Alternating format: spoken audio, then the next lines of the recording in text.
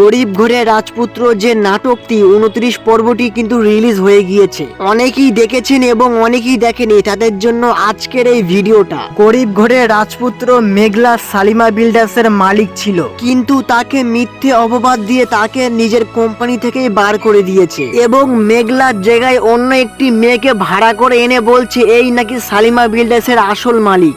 অনেক সেটা জানতে পেরে মেঘলার বাড়িতে যায়। তারপর অনেক মেঘলাকে ভরসা দেয় যে তুমি কোনো চিন্তা করো না, তুমি যে মালিক আসল সেটা আমি প্রমাণ করে দেখাবো। তারপরে মেঘলা অনেককে বলে আজকে রাতের খাবারটা তুমি আমার সাথেই খেয়ে যাও। আর অনেক কোনো চিন্তা ভাবনা না করে রাজি হয়ে গেল, বলল ঠিক আছে তোমার বাড়িতে আজকে রাত্রে আমি খাবো।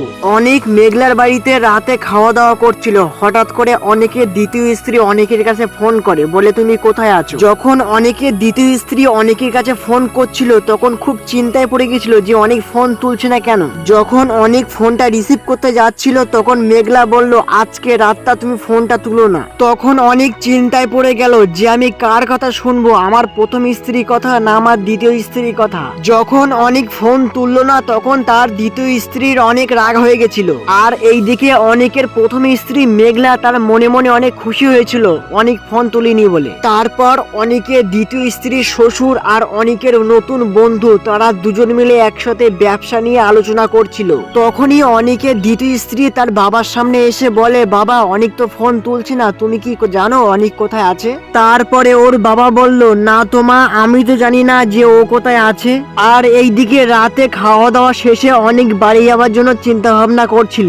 আর মেঘলা বলছে আজকে রাতে বাড়ি না গেলেই কি হয়, আজকে রাতে তুমি আমাদের বাড়িতেই থেকে যাও না। মেঘলা নিজের কষ্টের কথাটা অনেককে বলছিল, দেখো আমার মনে খুব কষ্ট, তুমি আজকে রাতে আমার বাড়িতে থেকে যাও না।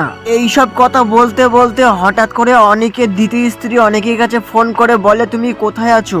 অনেক ফোনটা রিসিভ করে বলে আমি এক জায়গায় আছি, আজকে রাতে আমি বাড়ি যেতে পারবো না। তারপর অনেকের দ্বিতীয় স্ত্রী তার বাবাকে জড়িয়ে ধরে বলে বাবা অনেক মনে হয় আমার আর ভালোবাসে না, অনেক মনে হয় মেঘলাকে ভালোবাসে। বন্ধুরা গরিব ঘরে রাজপুত্র 29 নম্বর পার্টে মেঘলাকে তার মিথ্যে অপবাদ দিয়ে তার নিজের কোম্পানি থেকে বার করে দিয়েছে। এখন দেখা যাক রাতুল 30 নম্বর পার্টে কি চক্রান্ত করে।